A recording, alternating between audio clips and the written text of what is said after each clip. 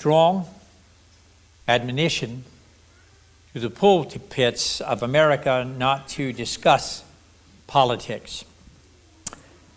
It was not so when our country was first started. The pulpit became the sounding board of our need for freedom. That being said, I'm going to make the only political statement that I'm going to make today.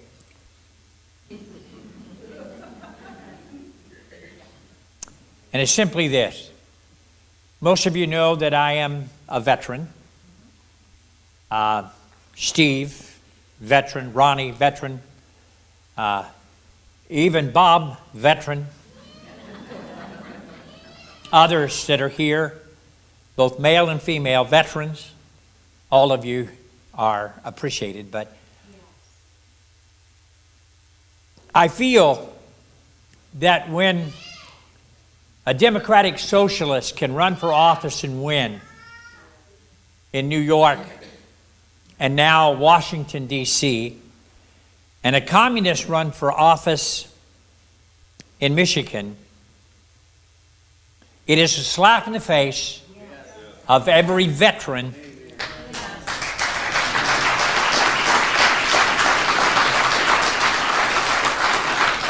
and I don't hold the Democrat and the Republican parties responsible, as I find my whole entire focus is on a Congress that has less approval rating than Charles Manson.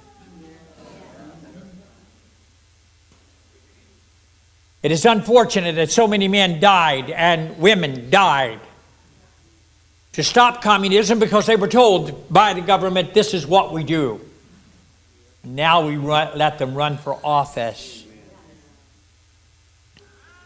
So, fathers, let me start my message today by telling you there has never been a time like today when we need fathers to triumphantly stand for what is right and to teach our children. Dr. Leonard Sweet recently reflected on some of the alarming changes which are happening in our world. To document his concern, Dr. Sweet shared some statistics from a California Department of Education study, which compared the top 7 discipline problems in the public schools in the 1940s versus the top 12 problems in public schools today. Listen to how times have changed.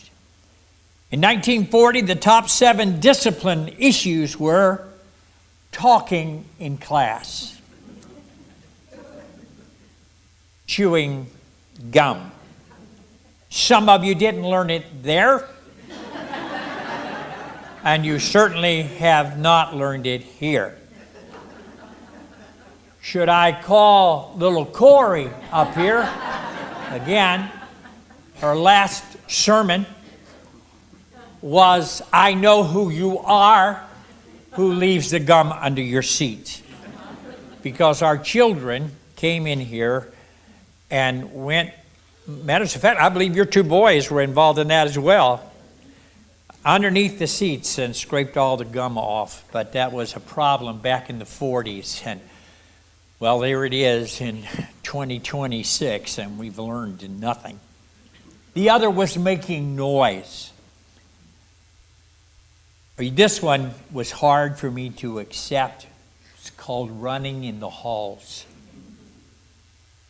Getting out of turn in line. Wearing improper clothing. And not putting waste in the trash basket.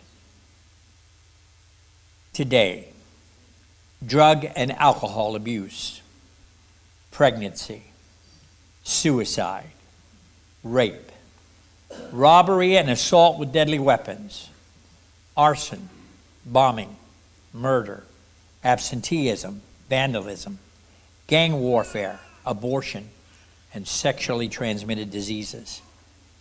How do we prepare our children and ourselves to face a world that is changing dramatically? There was a song from my youth, and it was by Bob Dylan, and it said, "The times, they are a-changing." And I think it's very true. The best way to deal with the massive changes all around us is to focus more intently on the things that never change. You see, sir, there are things in this life we can always count on. The number one thing that we can always count on is our God. Amen. I believe with all of my heart that when you need a friend to come alongside of you, when things are going bad, when the darkness begins to surround you, oh, he comes beside of you and he begins to speak, and all of a sudden you realize there is hope for tomorrow.